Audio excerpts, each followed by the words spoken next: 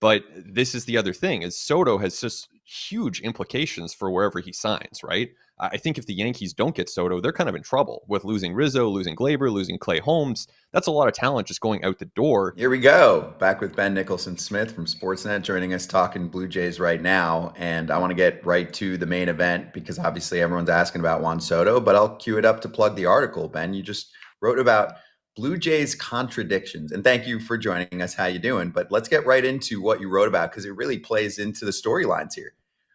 Yeah, doing great, Scott. Nice to be joining you guys. And yeah, I think that the Juan Soto stuff is very reminiscent of the Shohei Ohtani stuff last year. And I think a lot of Jays fans are excited, but they don't want to get burned, right? I mean, Juan Soto's an amazing player. I don't have to tell anyone that. It's pretty obvious just how good he is. But I think at the same time, there are going to be so many other motivated teams, whether it's the Mets, whether it's the Yankees. We're hearing talk that the Red Sox might be really motivated there. So, the Jays, I view them as a long shot. I think it's a shot you have to take. And I fully expect that they're going to, put their best foot forward. But I'm not holding my breath for Juan Soto putting on a Toronto Blue Jays jersey. So you would say this is just to drive the price up for the Yankees? Well, I think there's an element of that. And the Jays don't want to be doing that. But, I like they want to be a serious contender for him in their own right.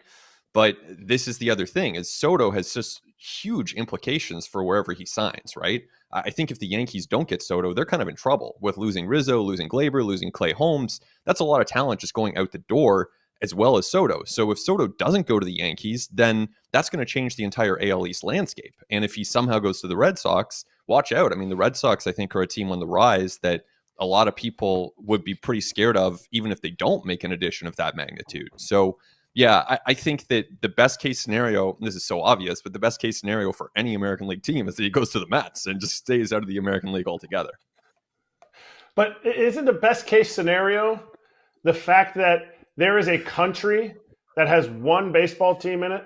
There is a country that has a monopoly on communication networks and Rogers Communication, and they have essentially print loonies and toonies, and they saw already a year of what Shohei Ohtani is worth to the Dodgers, not even talking about World Series victory, just talking about monetary money that Shohei Ohtani brings in. I'm not saying Juan's going to bring the same thing in, but Juan will control a country and that narrative, just like Shohei brought Japan over to Major League Baseball. 100%. Like I am totally sold on the idea of signing Juan Soto, even if it's $675 million over 14 years. Like if some team makes that deal for Juan Soto, I promise you guys, I'm not going to sit here and say that it's an overpay because he's just that good. Like he controls the strike zone so completely. He has incredible power and he's 26 years old. So, you're kind of buying a Hall of Fame plaque here. This is a guy who at this point in his career might have 8 or 9 like prime seasons left. So, there are no guarantees, obviously, as far as what that leads and what that looks like as far as success. But I think he's the best bat that you could find as far as skill sets that would just make your offense really good. Like it's hard for me to imagine a team that has Juan Soto that isn't scoring runs. He's that much of a difference maker. So I want to go back to a little bit what you guys are talking about, how the Blue Jays are trying to do either matchmaker or trying to have, rise the price up or whatever. I honestly, the last couple of years, I know you guys got George Springer and that kind of stuff. It just seems like it's harder for them to get guys to, go up over the border there and play in the Blue Jays. So like what they need, to me, I feel like they need to change their mindset and attack instead of worrying about what other people are doing to get these guys. You see what the Angels are doing. They're getting these guys 5, 6 already signed deals, which is great. They're not the big names, don't get me wrong, but why aren't the Blue Jays doing this? Yeah, no, I like that line of thinking because end of the day, like if it's a quote unquote overpay, but you have like one of the best hitters in baseball, like you still have one of the best hitters in baseball. So I don't know that, you don't have to run it through a dollars per WAR calculator to determine if you want Juan Soto on your team. So to me, even if you have to quote unquote overpay, maybe you have to go to a 15th year. You're paying him until he's 39, 40 years old. Like, this is why Scott Boras is in such a good position as his agent because, we hear a lot of rhetoric from Scott Boras, but in this case, you don't even need it. Like, it's just so apparent how much of a game-changing, franchise-changing player he is. And I fully agree that it makes sense for teams to go out there and just spend to the point of being uncomfortable here, because you just don't get that many chances. It's not like signing a number 3 starter. Like, you don't get that many chances to sign Juan Soto. Yeah, the age, the talent, all of that, right? It's the total package from an offense perspective, and front offices gush over getting players for their prime year. So I have one comment and then I have a question. I actually think, Ben, fans should want, whether it's Blue Jays fans or other fans, want Soto to sign for as many years as possible. That would help a team, as long as they're a big market team, to sign other players and stay within certain luxury tax components. And it's not just about saving money, but MLB actually penalizes teams for going over the cap, right? You end up losing certain places with draft picks and even international signing money. Those are the parts that I think many fans overlook and say, I wouldn't give him 15 years. What's he going to look like at 40? I'm like, I don't care. I would rather be paying him 35, 40 a year than 50 a year, because even if he literally isn't in the league for the last few years, just call it that he was 50 something $million in your head on a per season basis, but you actually got a discount because you were able to spread out that luxury tax number. I don't know if you've gotten a lot of questions about that, but I do feel like fans have been asking me and others on social, like, why would you give him that many years? He's not going to be good at 40. Have you seen a lot of education process going on?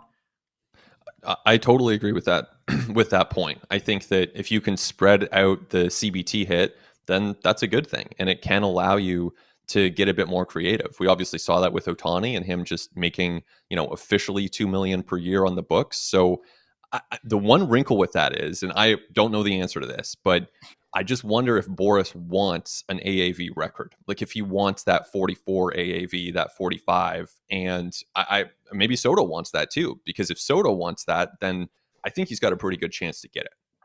I'll tell you my prediction, and then I'll get you my next question. I think the record he wants is the most present day money. And technically, he wants both records. He wants the average annual value and the most present day money. Guarantee you that is what they're telling teams, and they should tell teams that. But if you have to give up one, I think most players end up going, what's my biggest cash intake, right? This is my one time to strike. So I think that's what's going on, but who knows? We'll see what happens. My next question for you is more Blue Jays related. We'll get into other ideas for them, plan B for the offseason. Most of our fans in the chat right now want the direct front office situation question answered. They're like, is this lame duck status? Do they have to make the playoffs this year? Should they even be running the Blue Jays right now based on the failure of this current run of Blue Jays core to really do that much? Yeah, I mean, those are very fair questions. I feel like fans in Toronto have been wondering about those for 6 months now, something like that, maybe longer in some cases. Very fair questions. If you have a big payroll and you don't get results, that has to be asked. This is a business where people get fired. This is a business where people pay for poor performance with their jobs. It's not like other businesses. So there are different standards, and that usually applies. So I'm not reporting anything new here when I say this, but I would think that it's a fair assumption that if Mark Shapiro and Ross Atkins don't make the playoffs this year, then it would be a much harder sell to ownership to say, guys, I know we just had 2 bad years in a row and the franchise is not where we want it to be, but we deserve an extension. That starts to become a really tough sell. And the point that they've made so far is that 2024 was an exception, and things broke the wrong way. If you look at the big picture, people like Mark Shapiro will say, hey, this is actually a team that's done a lot of things well, which I get. They've done some things well.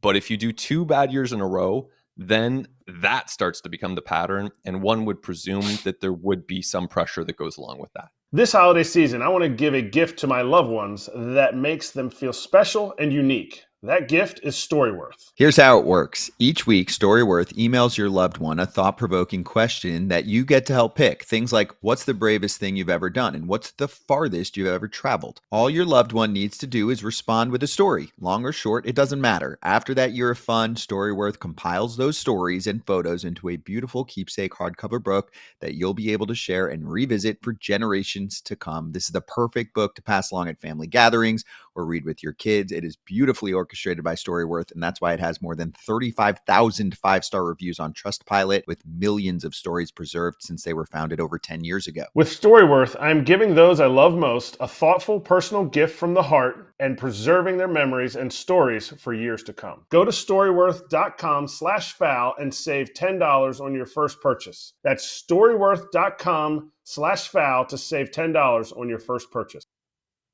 Yeah, I feel like some of the decisions they made, not re-signing somebody like Brandon Belt, who had a 138 OPS plus, not bringing back a Gold Glove third baseman. I think it showed them their team ERA was because of some of the good defense that they had. It's still Dalton Varsho. He runs it down. He's getting his gold. But to me, I think that's front office decisions that were severely underestimated or undervalued, whichever way they want to go. So let's go to another comment that was kind of put out there.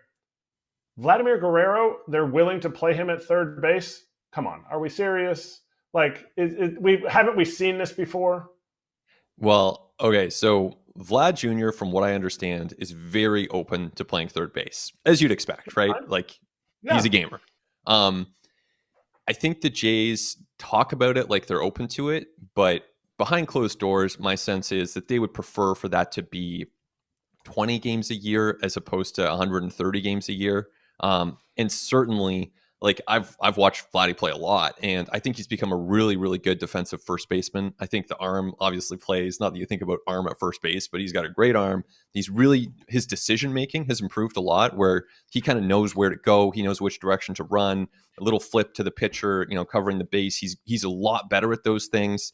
I'm not sure how easy that is to quantify, but he's gotten really good at that stuff. So I think my personal opinion, that no one's asking for except for you guys, so I appreciate the question, is just leave him at first. He's a good first baseman. Toss him in at third here and there if you need to. That's, you can use that as an option, but I wouldn't mess with a good thing. This guy's one of the best hitters in baseball. I don't think you need to go out there and just start throwing new defensive challenges at him. Now I'm going to meld a couple of your comments all together. Let's say the Blue Jays do the right thing and they give Juan Soto $675 million. Do you think a player who is younger than Juan Soto and Vlad Jr. is willing to stick around if he knows they've already committed all that money and now his extension, or if he hits free agency, is not going to be as high because they don't have as much for a homegrown guy who's technically a few hundred days younger than him? That's right. Yeah. I mean, my sense from hearing from Vlad Jr. on this many times, whenever he's been asked, he talks about how he loves Toronto, how he'd be really happy to, stay with the Blue Jays long term.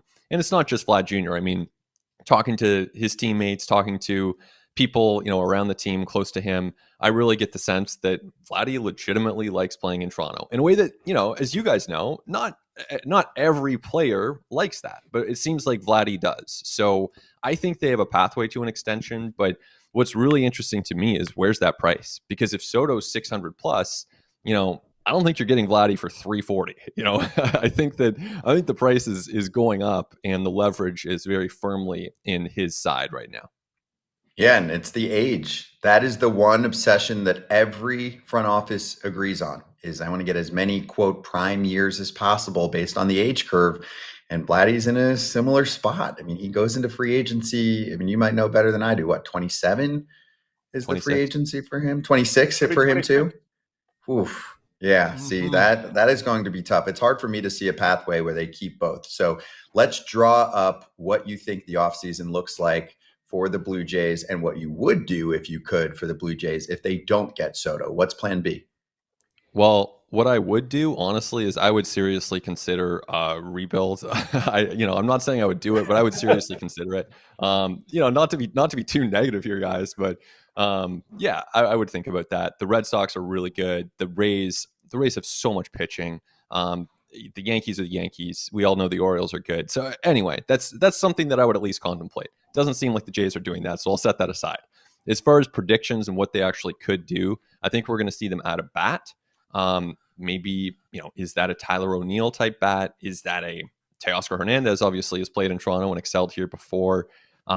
maybe it's a little lower tier. We'll see. But I think that they would add a bat. Their preference would be slightly to the left-handed side, but they could add a right-handed hitter, obviously a switch hitter as well. So they're pretty open there. They need offense, probably corner outfield. And then on the pitching side, they're actually pretty motivated in the starting pitching market. That would bump Yariel Rodriguez to the bullpen. They also need to add to their bullpen because, I mean, it was just so rough all last season. They really had a lot of underperformance by WAR. They had the worst bullpen in baseball. That has to improve. That really needs to improve. So bullpen additions also have to be on their list. What is the point of coming on a show with two catchers normally, AJ and myself, without asking the catching question? To me, I feel like it's a glaring hole, and I kind of feel like they were playing the wrong guy most of the time last year. But is the organization looking to Alejandro Kirk to be the main guy and catch 110 to 115 games? Well, yeah, it is Kirk that they're going to turn to for that role. They really like his bat to ball skills. They like his ability to frame the ball low in the zone. His throwing got a bit better last year. So those are some positives. Now, I totally agree with your point that you still have, even if Kirk, like, let's say the season goes well. Let's say Kirk's hitting, he's healthy, he plays 100 games. That's still 62 games that you need someone else. And I don't know. It's tough to punt on offense. Even if the backup catcher is hitting 8th or 9th, you want to get something. I think offensively, defensively, or both. So, it's tough because they're balancing these different needs, and yet catcher is at this point, they have Tyler Heineman as their backup at this moment. But it stands to reason that they should try to find a way to upgrade if they can. One more quick one for you, Ben. A fan question from John about the playing surface and if you think that affects outfielders when they're making a decision with Toronto. I mean, I'll personally say I think Soto's going for the most part the most money, but do you think that it's a factor? Have you heard much about that from players recently? Yeah, I mean, Kiermaier was a guy who talked about it when he came over, and he essentially played, with the exception of the Dodgers part of his career, he played his whole career on turf. So, and he's a guy who did deal with some nagging aches and pains, and he was still willing to do that because the opportunity to win, the money, those things lined up. So that worked out for Kiermaier. I totally agree with you that, for Juan Soto, I doubt he even is thinking about turf one bit, but for more of a defensive outfielder, that could be more of a consideration. Yep, fair. Great answer. Ben, awesome having you on. Thanks for the time. Follow Ben at B Nicholson-Smith. Check out his work online, Sportsnet. The contradiction article is really good. Thank you, Ben. Enjoy the weekend. Hey, everybody. Be sure to like and subscribe for more content. We're back here every weekday, all year long, so do not miss an episode. The videos are coming in all day. Here's another video you might enjoy. Baseball the way it should be covered.